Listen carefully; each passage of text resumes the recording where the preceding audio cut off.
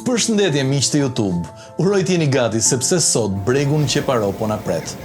Por rruga për të arritur mund t'jetë gjithçka e vetëm normale, jo.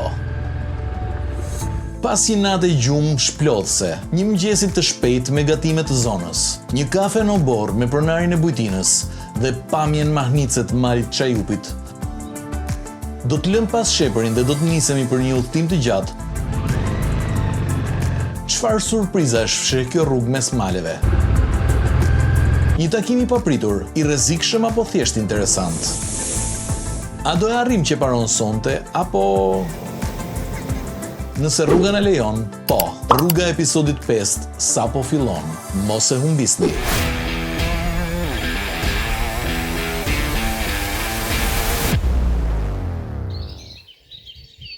Drita e parë zbret nga dal mbi Çajup. Qielli është ende i zbet dhe gjithçka duket sikur mban frymën.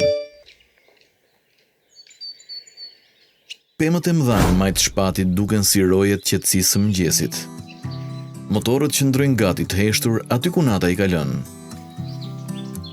Është momenti kur gjithçka është e qetë, por brenda nesh rritet padurimi për të nisur. Çfarë do të na pres për te këtij mëngjesi të qetë? Pas përgatitjeve nisim lëvizjen. Motorët ngjiten ngadalë në shpatin e Pierrët.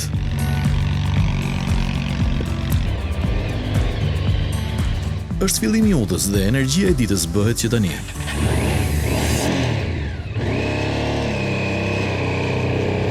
Në të majtë kalojmë pranë burimit të fshatit me ujë të ftohtë që rrjedh mes gurve. Dal nga dal, rrugicat e ngushta na çojnë mes shtëpive të vjetra dhe mureve që tregojnë historinë e shepërit.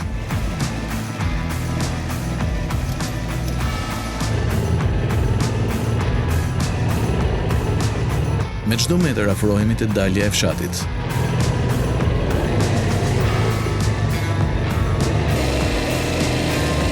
Dhe ja ku jemi, në rrugën kryesore gati për pjesën tjetër të udhëtimit. Rruga drejt Poliçanit është me çagull dhe e pashtruar me gropa të shpërndara që detyrojnë të ruash kujdes në çdo hap. Uljet dhe ngritjet e vogla e bëjnë lëvizjen interesante, sepse terreni ndryshon shpesh.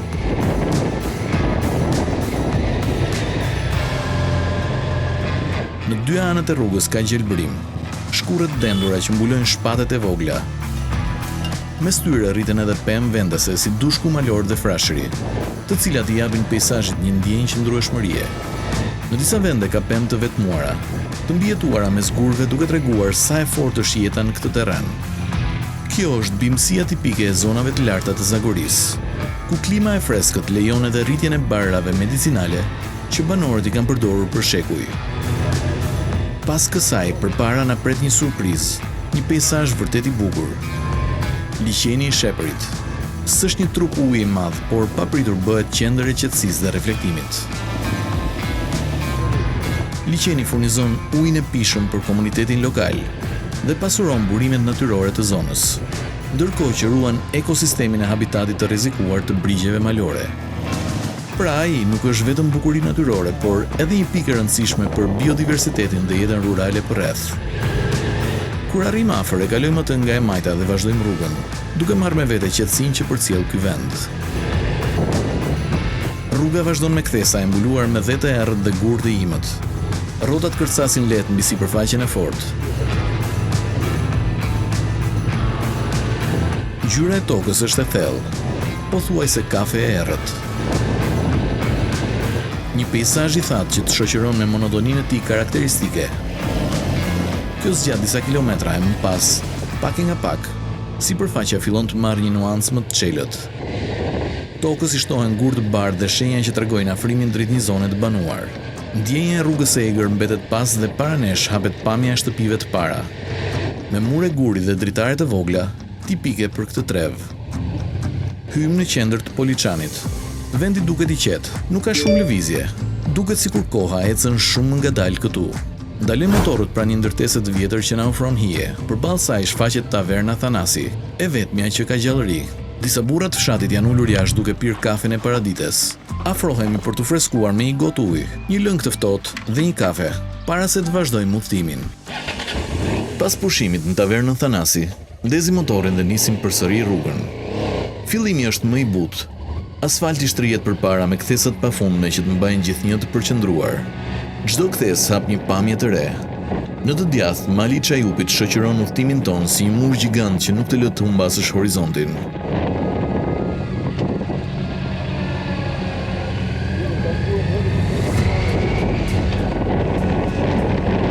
Për disa minuta gjithçka duket në rregull dhe rruga rrëshqet e qetë nën rrodat tona. Por sapo asfalti mbaron dhe fillon përsëri terreni me gur dhe çakull, na shfaqet një problem. Njëri prej motorëve nuk merr më marshet siç duhet. Një bullon i pedalit të marshit, i dëmtuar pak nga rënja e ditës së mbarshme, lejon vetëm marshin e parë dhe të dytë. Çdo përpjekje për të ndruar marshet ngec, duke e bërë ecjen më të vështirë dhe të lodhshme. Pas disa minutash pune nga mjeshtri mbi pedalin e dëmtuar, problemi zgjidhet. Motori rifiton lëvizje normale dhe udhtimi mund të vazhdojë pa pengesë.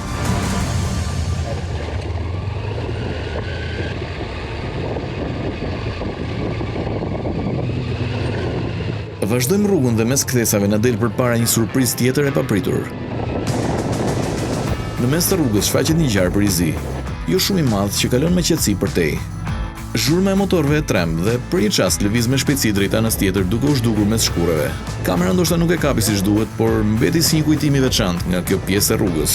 Një kujtesë edhe kur mendon se e njeh rrugën, natyra ka gjithmonë surprizat e saj. Dhe tani kam një pyetje për ty. Po të dilte ty një gjarpër para motorit, a do të vazhdoje sikur s'ka ndodhur asgjë apo do të ndaloje? Mund ta shkruash mendimin tënd poshtë në komente. Dua të di se si do të reagoje ti. Pas takimit papritur me gjarprin, rruga vazhdon dhe ndryshon pamje. Vende shihen shtresa betoni dhe copa asfaltit të vjetër, si mbetje të një shtrimit të dikurshëm.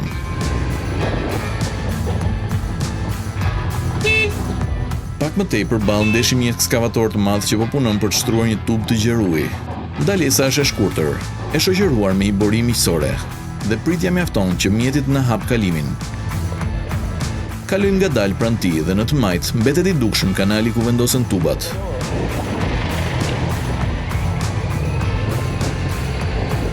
Ndërkohë çakulli në rrugë duket më i ngjeshur, sikur gjithçka është përgatitur për një shtrim të ri asfalti. Është një shenjë që kjo rrugë është në proces ndryshimi, edhe pse ende ruan natyrën e saj të egër.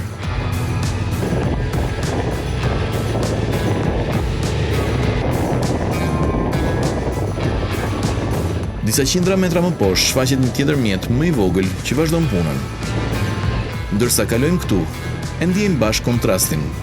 Nga njëra anë është rruga e egër me gura shkurre që tregojnë forcën e malit. Nga ana tjetër janë makineritë dhe tubat, shenja të ndryshimit që po vjen. Edhe këtu e sheh se vjetra dhe e reja ecin krah për krah, si dy rrugë që nuk ndahen dot.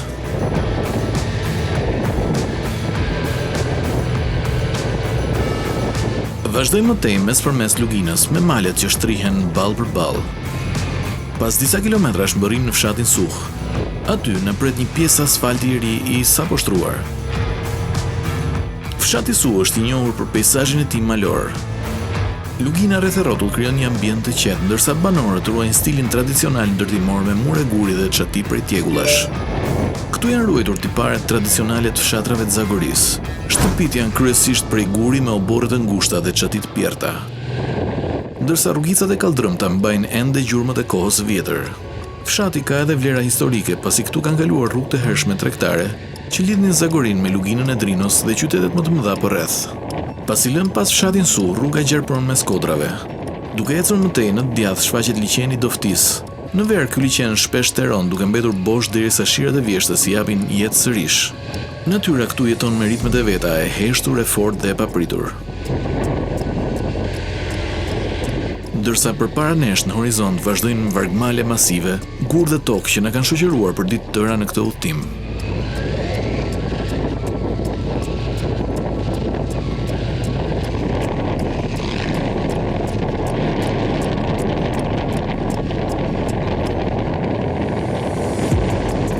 Zbresi më tej dhe rruga na çon në një pikë karburanti në Libohov. Një ndalesë e shkurtër, motorët ndalojnë për pak, marrim frym, furnizohemi, hedhim syt rreth e qark dhe ndjejmë lodhjen që shndrohet në një lloj energjie të re. Edhe 17 kilometra.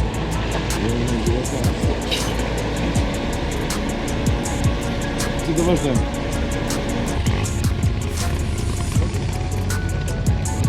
Pasi mbushemi me karburant, nisemi sërish.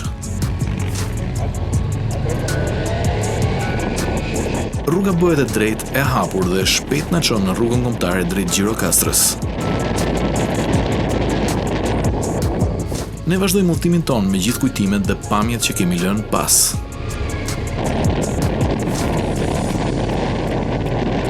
Rritet ritmi, ndryshon peizazhi dhe në pak kohë shfaqet Gjirokastra.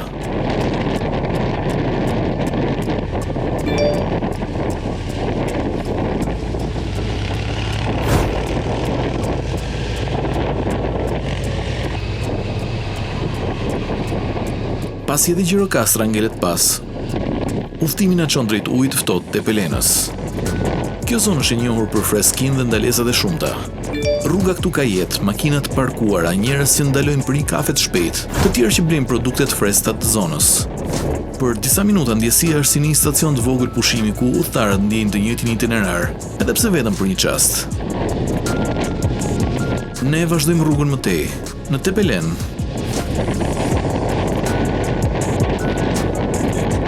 Kur mbërrim në Tepelen, marrim kthesën në Majtas dhe pa humbur kohë vazhdojmë drejt Prgonatit. Gjitja fillon me një herë.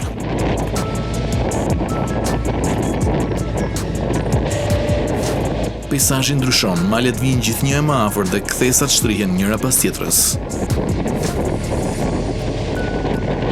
Asfalti i mirë na fton të shtojmë ritmin dhe kilometrat shtohen shpejt në rrotat e motorëve.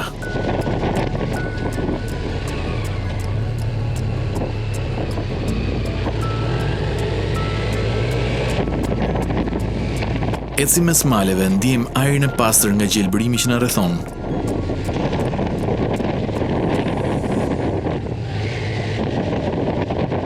Dhe pas pak kilometrash mbërrim në pikën panoramike të Prgonatit.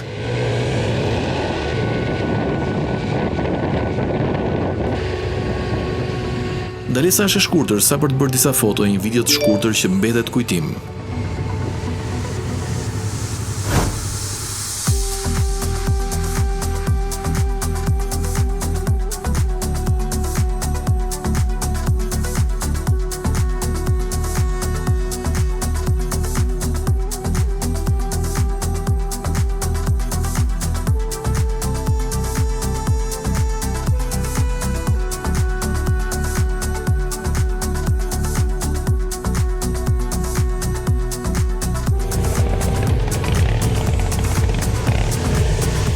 Dhe sërish pa u vonuar, udhëtimi vazhdon. Këtu ndjen heshtjen që thyet nga zhurma e motorëve.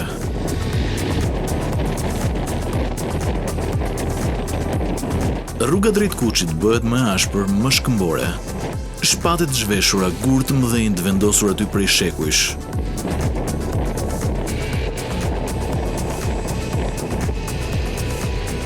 Është një segment që të mban të përqendruar, por njëkohësisht të mbush me respekt për natyrën shqiptare.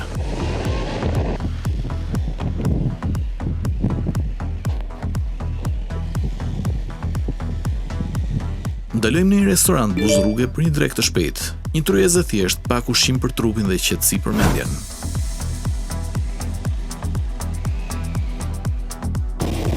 Më pas rikthehemi te motorët dhe rruga e re e malit shtrihet përpara nesh. Me asfalt të mirë dhe kthesat e gjata që të lejojnë të mbash ritëm të qëndrueshëm. Kilometrat kalojnë mes kreshtave, herë ngjitemi, herë zbresim. Deti fillon të ndihet më afër, edhe pse ende nuk e shohim qartë. Rruga kërkon vëmendje dhe na mban të fokusuar.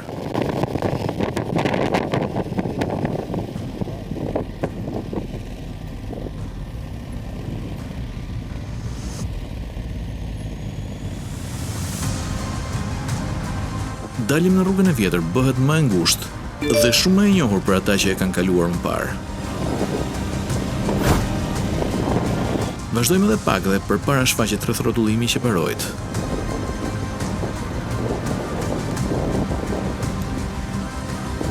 Mbërrim, ndalojnë motorët, por aventura nuk mbaron këtu. Në udhëtimin e radhës do të jemi rrugës për në Kroaci, drejt parkut të Kërkës, mes ujvarave dhe shtigjeve të gjelbra. Nëse nuk i ke parë episodet e mëparshme, kliko tek linqet dhe ndiqi ato. Udhtimi vazhdon.